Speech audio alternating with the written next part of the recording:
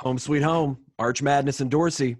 Dorsey, can you hear me? I can, Arch. Here we are. Right on, dude. Right on. I'm here. Hi, how are you? You good? Doing good. I figure maybe a few more weeks I'll be able to start that Oasis cover band. Look at that, Noel. That's We're getting good, there. man. No, I like it. Oh, what are you rocking? I see the South of Eden there. Kind of Yeah. answering the question. Yeah. I guess this is pretty limited edition. We were pretty special to get these too. I almost wore mine. But I went with the battle vest and then the Awesome. Jackie or Blackie Lawless, Jackie Lawless. well, hey, we like to call him Blackie Flawless. There we go. But yeah, man. So everything good? Yeah, everything's good, man. Coming up here in just a few days, I'll be having a newborn.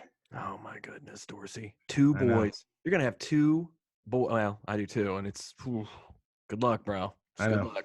I know. Yeah. I hope they're better aims than mine. But anyway, Probably won't be. probably won't be. Probably won't be. My parents bitched about the same stuff, man. So, you know what? This is a great place to start. And you're the one that came up with this. Was it on the was it a Dirty Honey? Dirty Honey did it first. Go ahead and explain to the peeps. Yeah, Dirty Honey, and if you're not hip to that band, definitely check them out. I don't think anybody can go wrong by doing that. They did this thing, and I know a lot of people are doing it too. They basically called it the Quarantine House. So Right. you get to pick 4 people, 4 celebrities that Okay. you would have to be quarantined with. Who would you pick? All right. And you know, I can pull it up here. I So don't know yeah, what it so here's that's fine and dandy. But I think what we should do, especially with my list, I would like to just tell you all 4 people.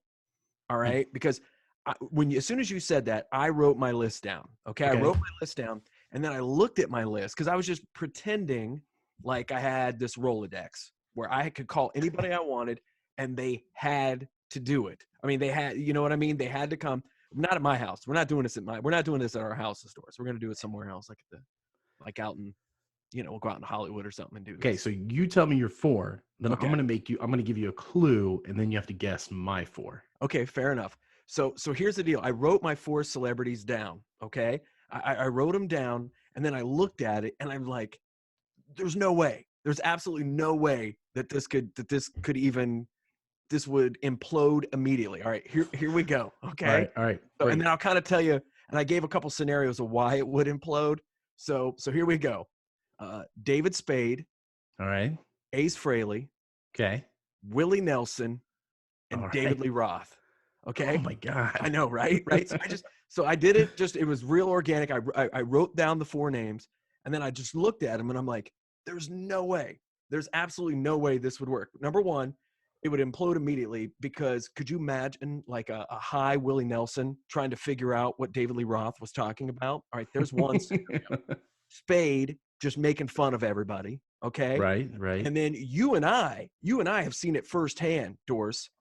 Ace Frehley doesn't like to be confined in a space. He'd be with freaking people. out. He's freaking out. He's not that kind of space ace, Right. if you know what I mean. So like I said, we've seen that. Tell the story. Tell the story. We got time. Tell the story. So here's the deal. Dorsey and I, we go backstage at the Newport here in Columbus, and I'm going to interview Ace Frehley.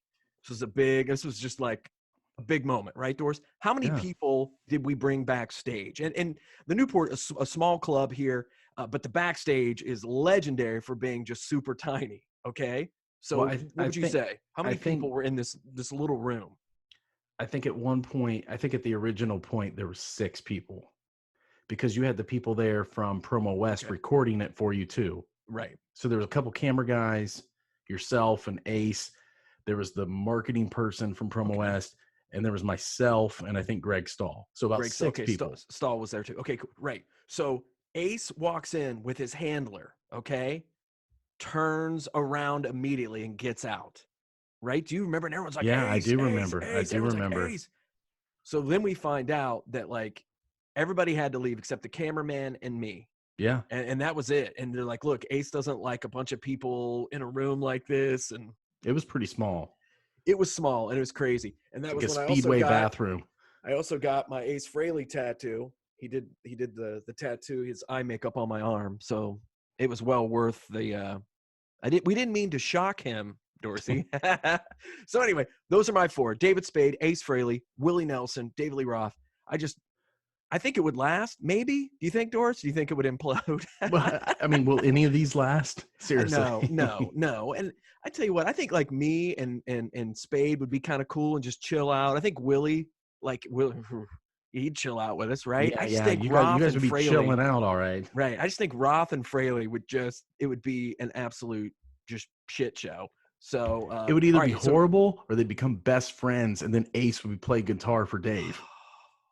wouldn't that'd be a great record? We just make we just make music and all right. So what do you got, Dorsey? Who would you your Okay. 4 celebrities that you'd be quarantined with? And you said This was really hard for me, actually. Okay. And I can't honestly say this is like a final list. It could change on a day-by-day basis for me. It's so tough with all the different types of people I like, but I did kind of go the same route as you, as I thought I would need someone to hang with, someone to keep me entertained and funny, right? Okay. So here's your clue. I will see if you can guess. All right, here we go. I want to guess. I got 3 Pauls and a Ed. Okay, 3 Pauls and an Ed. Well, obviously, you've got Eddie Vedder. Correct. Okay. You have, I'm going to say Paul Stanley. Yes. Paul McCartney. Yes. 3 Paul. Oh, Paul Rogers. No, not Paul Rogers. Oh, okay. All right. He's for my entertainment. He's my bud. He's the dude I'm going to hang with. Oh, and Paul geek Rudd. out. Paul Rudd. Paul yeah. Rudd. Oh, dude, good. That's a great list. 3 Pauls and an Ed, man. 3 Pauls and an Ed. I'd watch that show if you guys. I thought about it, right? I'm like, okay, how could I survive, right? First of all, dude, I could have Paul McCartney sing tons of Beatles songs. Oh, God, I could have Paul Stanley sing tons of Kiss songs. I could Mm. have Eddie sing Pearl Jam. So if I got nothing but Pearl Jam, the Beatles, and Kiss, pretty covered there. And then I got Paul Rudd to just hang out and be goofy with me. And just make you laugh. But he'd want all those guys to do Rush songs. You know that. Yeah, he's a big Rush guy. But I think he'd get along with the Pauls and the Ed. So who do you think out of your group? Like I think Ace in mine would freak out before Dave, right? But who do you think would be the first to be like, no, this sucks. I'm out of here. Vedder. I don't know, man. Eddie loves Paul McCartney. Eddie loves Paul Stanley. I think this is a group that could hang. I think these guys would dig it. I might reach out to them, say, you guys want to hang? Very well thought out, Dorsey. Let's do this. That's very, very well thought out, Dorsey. Mine was I just wrote it down, but 3 Pauls and an Ed. I love it. Hey, Dorsey, my koozie tonight, CBJ, do you know, and just go ahead and a little look behind the curtain. You know what a year ago today was, Dorsey? Was it when we swept Tampa? You damn Skippy, it was. Took a broom to the Lightning's ass. And this is a nice little piece of trivia. You know, this is the second year in a row in the month of April that the Lightning have not won a game. I saw that. Somebody shared that online. Right. Yeah, I stole that. But so what else? Dorsa, I have something I want to talk about. And then I know, is there a topic that you want to throw out there as well? I do want to throw something out there. And you know what? I don't care. Everybody knows I wear my grunge on my sleeve, man. I'm a huge grunge guy. On your flannel? On my flannel sleeve. My flannel sleeve. I saw this pop up. And ultimately, I was born 10 years too late. But 29 years ago, this came out. Can you see it? It's a little dark. Yes, I can. I know. Oh, man. Temple of the Dog, bro. So I did some reading about it. I'm very familiar with the record. But one of the things, you know, I didn't really pay attention to its original release and also like its original sales. Okay. So when it first came out, it didn't really sell a lot because grunge hadn't really taken off yet. But once it came out and Pearl Jam blew up and Soundgarden blew up, they rebranded it and repackaged it and re-released it as a supergroup. And then it kind of took off from there. And they had the whole Hunger Strike video with MTV. Yeah, I mean, that was huge. That was when I was in college at Marietta. Well, that's what I wanted to ask you. And I know you're probably sick of me always asking you this, but because I wasn't there. But how did you first catch wind of Temple of the Dog and kind of get wind of what it was all about with the whole Andy Wood and Mother Love Bone? Right. So there's 3 dudes in my life, all right, that are Pearl Jam fanatics. Okay. And you guys are I'm a Pearl Jam fan, but I'm not in your league as far as the knowledge and just going to all the shows and everything. I mean, you guys are, it's on a fish level as much as you guys go and travel. But we bathe. I mean, But you bathe, but you do Yes, bathe. but we do But bathe. I could have picked any band. I just went with a band that has diehard fans like Fish. So, okay, there was a guy in college by the name of Aaron Tank. There was a guy that I worked with at QFM in the late 90s, early 2000s, I'll say more in the early 2000s, Jason Grell, and and all you guys are so Oh, passionate hey, about don't it. forget Patrick over at the bowling palace. Fair enough. Fair enough. Yeah, that's right. Yeah, dude, he goes to. He's seen more shows than me. He has. He's been to a lot. But there was a cat named Aaron Tank, and he was one of my roommates at Marietta College, and just absolutely loved Pearl Jam. And I remember when that Hunger Strike video was just playing on MTV all the time, is when they still played videos, Doors. And no, man, I remember that whole scene when that all was going down. And he's the one that explained it to me. That's kind of when I also got into the Mother Love Bone and kind of learned the backstory of the creation of Pearl Jam and all that. But yeah, Aaron Tank was the cat. And Aaron, if you're listening, brother, or watching, I should say, yeah, I got to give him credit. He was one of the biggest Pearl Jam fans I've ever met in my life. Well, and one of the crazy things when I was reading this article that popped up is it really did bring some perspective to it, is that, originally these were kind of songs that Chris Cornell had written. He had some of them that he had already wrote and weren't a fit for Soundgarden, and he was kind of hanging on to. But he did write a couple immediately after, just to give some backstory to people listening who may not know. Chris Cornell was roommates with a guy named Andrew Wood. Andrew Wood was the guy who was the front man for a band called Mother Love Bone, which was really going to be the first Seattle band to break. And he overdosed. And he was in the band Mother Love Bone with Stone Gossard and Jeff Ament, who went on to form Pearl Jam. And anyhow, Chris Cornell was very involved in this whole thing. So when Andrew Wood overdosed and passed, Chris wrote these songs on top of some of the other songs he had, and it kind of came together as this super group and made this record. Amazing but anyhow, stuff. the article that I was reading, it kind of talked about, if you listen to this record now, given with what happened with given with what happened with so many of those guys from the Seattle scene, with Kurt Cobain and Lane Staley, and even though he wasn't from Seattle, he was kind of associated with that music. Scott Weiland, so many of the guys that fell into the drugs and unfortunately passed. Man, it's crazy, Dorsey. And then to put the added thing at the end here of Chris Cornell himself committing suicide, it really, you listen to that record and it just kind of has a whole different meaning now than what it did when it was released. Yeah. Say Hello to Heaven is one of the best opening songs of any album. I'm a big, and if anybody ever listens to my podcast, Vinyl Analysis, plug, I'm big on opening songs and just how they get the record going. And I learned something today about that. What's that? At the very last chorus of that song is the highest note that Chris Cornell ever sung. Wow. There you go. There's some trivia for you. I did not know that. Cool, man. Dude, Dorsey, and here's the thing. There's just no way to discuss that genre without it just getting dark, man. I know. But the music itself was. The music is great, though. It is great, but there was always a kind of a somber element, even the ones that rocked, you know what I mean? There was just a vibe. Well, it was just that whole scene, man. I mean, that's why it was the Seattle, it was the polar opposite of the Sunset Strip. Mm-hmm. You know what I mean? And that's why everybody For kind of sure, talk. man. We've had this discussion. I'll give your podcast another plug. Arch and I had do. this discussion on Vinyl Analysis about, the whole Nirvana. We did Pearl Jam 10 as a Vinyl Analysis, and we talked about the whole, grunge killing hair bands. And there was a lot at play there. There was a lot of factors, but grunge being the complete anti-excess, anti-hair band kind of scene. Yeah, and truly, the longer I it goes, and the more I think back to that time, I mean, hair was leaving, Doors. Right, you've said this. Yeah, and I mean, this is why I love talking to you about it, because it's just like you said, it wasn't necessarily that Nirvana came in and just killed these bands.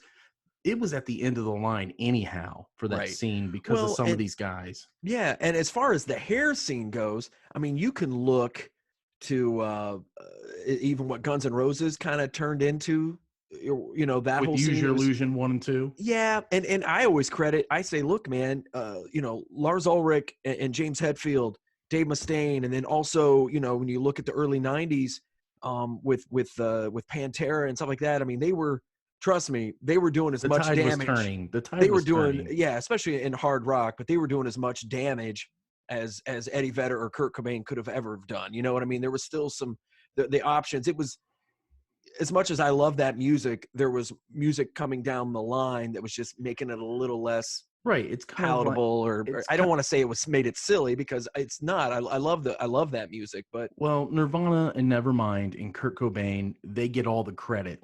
They get all the credit for it, yeah, to the casual fan. right. But if you dig deeper and you really look into it, Allison, there was more to it. There was a yeah, lot more to it. Soundgarden, and then you're talking about Mother Love Bone. I mean, it was percolating, man. It was percolating before Smells Like Teen Spirit ever even came around. So, Yeah, it certainly and was. Nirvana was making noise and was doing stuff as well in the underground scene there with Bleach and stuff like that. So I mean, it was, anyway, it was going to happen, man. It was going to happen. All right, Dorsey. So here, I'm going to throw here's my segment at you. All right. All right. So rock birthdays this week, a couple of big ones, two cats that you and I love a lot. All right. Richie Blackmore Of course. Yeah. of Deep Purple and Rainbow. and Blackmore Night.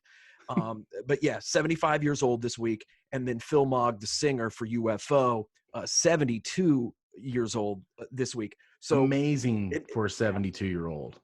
In that the truth. So I came to a realization today when I was going to talk about this, is I'll probably never get to see Richie Blackmore in concert. It's probably just not going to happen. Number one, he never really came over to America once the whole. What do you think that's about?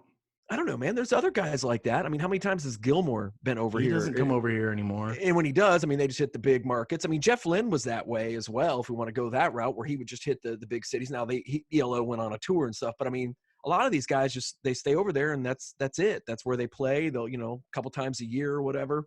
But yeah, Richie Blackmore has been on my list to see for over 20 some, a long time, a long time. And I'm probably never going to see it. But on the flip side of that, Phil Mogg of UFO, I'm just so thankful. And look, man, I said this before coronavirus even reared its ugly head. I'm so glad we went and saw that show in Cincinnati at Bogarts to see UFO. Full disclosure, I had heard of UFO, but I had never really spent the time to get into them. And it was really you, Arch, who kind of pulled me down that road to check them out. And we've had this discussion before. It's amazing how a band that talented, that influential is still so underground. Yeah, right. People know, there's some people that know who UFO is, but there's a lot of people that don't. It's crazy, it's just man. like you listen back to it. One of the cool things, I didn't get a chance to tell you, but I've been reading this Bon Scott book. And, how's that treating you, man? Oh, it's pretty good, man. The thing I love about it is it's really all about finding out who Bon really was, and not kind of the persona he was putting on. I should have wore this battle vest without a shirt underneath. I'll do that. I might do that next time, just for Bond. But go ahead. I'm sorry, brother. So just real quick though, Pete Way is quoted in the book about Bon Scott and about the whole thing. But anyhow, like AC/DC and UFO used to tour together. You know what I mean? Dude, UFO was on all those big tours. All those big tours, man. You see those 3/4 sleeves, those vintage 70s, those concert shirts. You know what I'm talking about? Yeah. I mean, look at all those ones with UFO on there. And can you imagine seeing them back in the 70s? AC/DC and UFO. We listened to so much UFO getting ready for that show. And you were like, Dorsey, we got to go see him. We got to go see him. So we went down to Cincinnati, caught him at Bogarts, which honestly, I always thought that Bogarts was about the size of what the Newport is here in Columbus. Yeah, not the case, and it's even smaller. It's even smaller. So we were right up front. And, when you got a guy like Phil Mogg, who has an incredible voice, and he's 70 years old, you give people a little leeway. You know what I'm saying? You're like, well, he's 70 now. So if he doesn't quite sound like he used to sound, I cut him some slack. But man, he sounded exactly the same. And you won't find a band who is, like you said, Doris, probably not on everyone's radar, but a musician's band, a band that has influenced so many.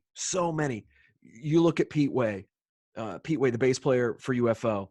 Not only the way he plays, but his style, the fashion, everything was Steve Harris of Iron Maiden. But there's so many other guys.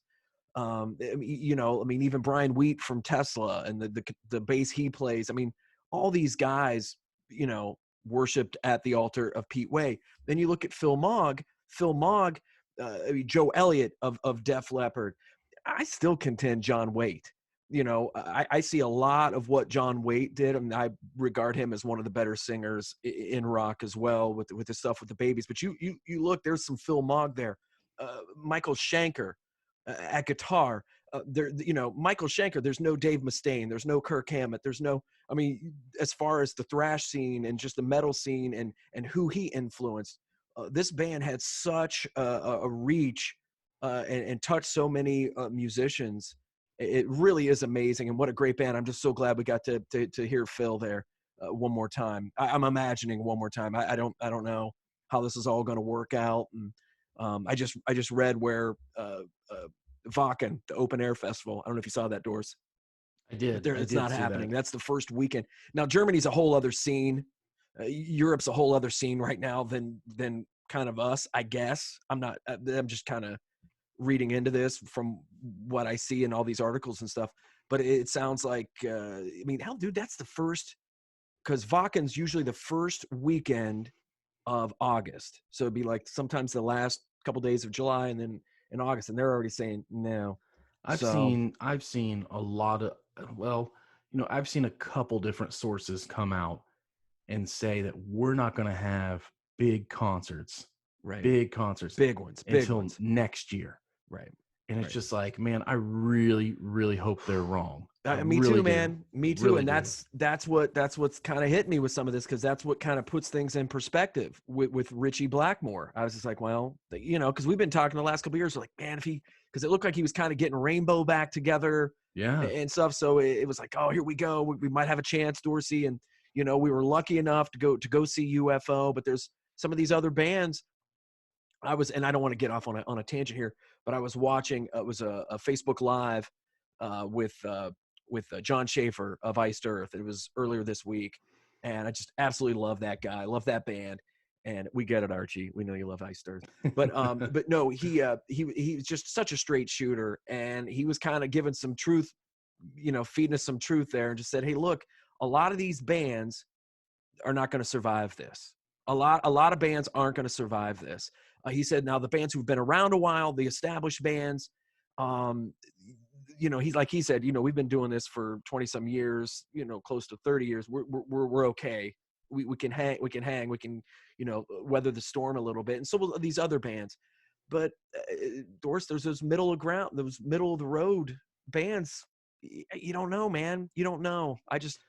There's so hoping many for the best, bro. Hoping for the best. There's so many out there. Like we talk about, what's the big thing that everybody always says? If you're a band, you're always on your way up or your way down, right? But there are bands that's that in between, and you just and they depend so much on their touring. Yeah, man. And that is so much of their lifeblood, man. And to have that taken away, that's really tough for them. That's what's just eating rock fans up inside, man. I just I hate it. So. All right, not to bring the room down, but so that's kind of what we do, isn't it? Well, dude, if we're right, you're right. It's tough right now being a rock fan, man. We just want to go to shows. We just want to see people play. I know. We've had a couple good summers in a row too, Doors. So yes, we certainly have. We've had a pretty good run here. So, and we were looking forward to this year so much. So, but I'm not giving up hope yet, man. I think maybe we'll get a miracle here. So, fingers crossed on that. Speaking of miracles, your little dude, are we looking at? Can I say it, Dorsey? Go ahead, say what you want to say. I don't know. I was just gonna say, is he gonna be born on 420? Because that'd be pretty kick-ass. Uncle Archie totally dig that. There's a good chance. My wife's scheduled to be induced on Monday, which would be 420. Gotcha, brother. And his name is Hendrix, and that's so awesome. That is so awesome. So I don't know. I'm excited for it. I know, man. I know you are, brother. I know you are. All right, you ready to wrap it up, Doris? Yeah, let's call it a day. I think we kind of flowed through that pretty good. I think so. I think Yeah. so. Pretty good for a couple of lunkhead DJs, right? So yeah, I say we keep doing it. Obviously, I'm gonna have a newborn, so we'll see Yeah, how we'll the schedule see. works out, Okay. man. I All might be able to right. get a few in. Do honestly, I think a newborn might be a little easier to handle than Anderson, a 3-year-old. He's a little more there might be temperamental, man. there might be some truth to that, man. There might be some truth to Right. that. All right, brother. I'll talk to you, but stay safe, stay home, stay frosty, All people. right, man. Later. Those are